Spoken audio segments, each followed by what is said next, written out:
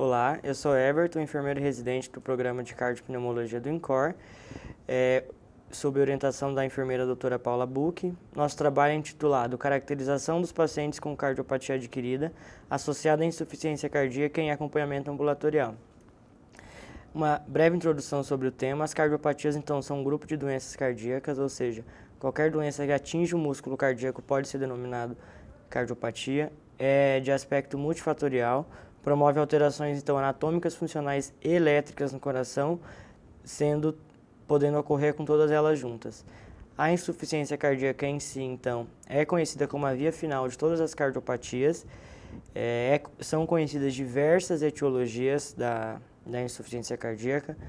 Ela apresenta sintomas relacionados principalmente ao baixo débito e à congestão. Os objetivos do trabalho, então, foram caracterizar pacientes com cardiopatia adquirida e insuficiência cardíaca em segmento ambulatorial.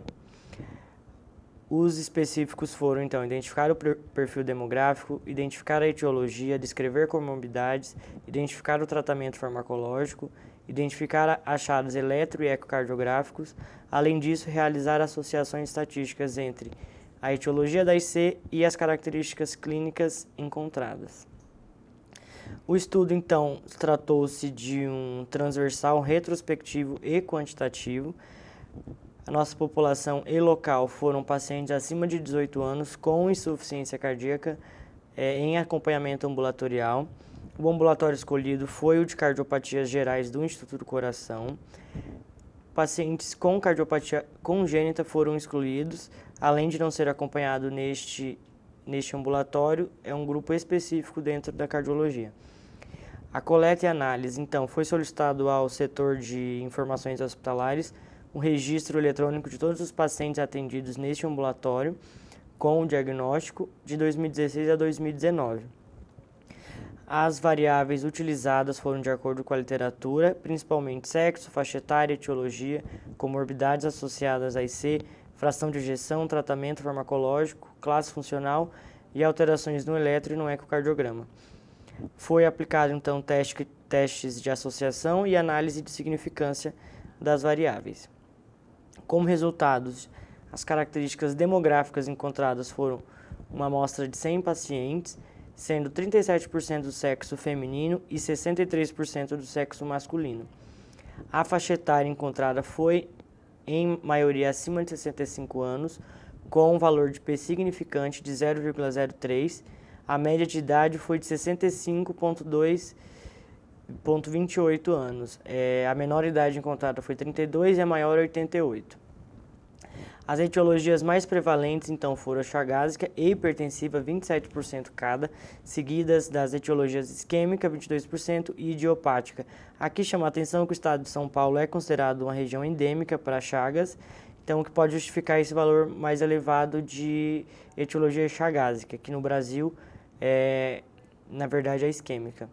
28% dos pacientes apresentaram fração de ejeção preservada e 72% etiologia idiopática, principalmente, fração de ejeção reduzida.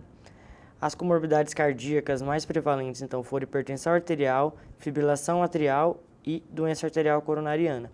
Chama a atenção aqui a hipertensão com um P significante de 0,01 e a doença arterial coronariana com um P de 0,01. As comorbidades não cardíacas mais frequentes foram a dislipidemia, diabetes mellitus e a doença renal crônica.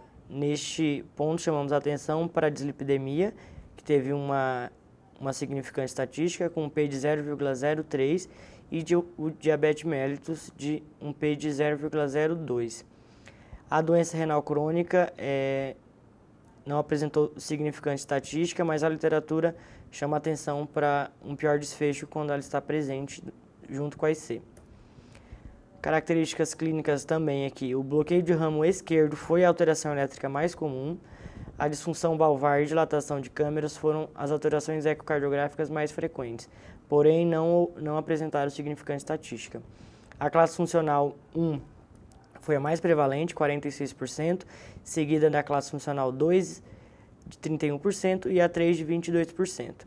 Não houve casos na classe funcional 4 e sem significância estatística com a IC. O tratamento ambulatorial, então, foi baseado nas diretrizes de insuficiência cardíaca aguda e crônica da Sociedade Brasileira de Cardiologia, que é no uso de beta-bloqueador, mais utilizado nesse estudo, 95%, com um P não significante. As classes das estatinas e antiarrítmicos, apesar de não embasarem o tratamento da IC, elas obtiveram significância estatística, com 0,01 para as estatinas e antiarrítmicos 0,04. Aqui, principalmente no controle das comorbidades, talvez justifique essa relevância estatística. Como conclusão, então, nós tivemos um perfil masculino acima de 65 anos de idade, com etiologias mais prevalentes chagásica e hipertensiva. Comorbidades mais encontradas junto com a IC foram FA, obesidade, acidente vascular cerebral, dislipidemia, doença arterial coronariana, hipertensão arterial, diabetes mellitus, DPOC, doença renal crônica, transtorno mental e hipotiroidismo.